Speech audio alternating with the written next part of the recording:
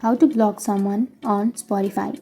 So if you want to block someone on your Spotify, then first let's open up Spotify application and make sure to log into your Spotify application.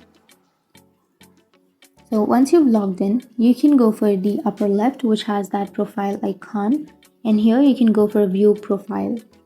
And once you open your profile, now here you will have followers and following list, right? So simply tap on followers, and here you will have your followers. So if you want to remove anyone of your Spotify follower, then you can simply choose that follower and then go for the three dots, which is on the upper side of your screen, and here you will have block option. So if you want to block someone on Spotify, then simply tap on block, and once you tap on block, you will block that person on Spotify. So that's how you block someone on your Spotify. And if you have any questions, feel free to comment below. Thanks for watching.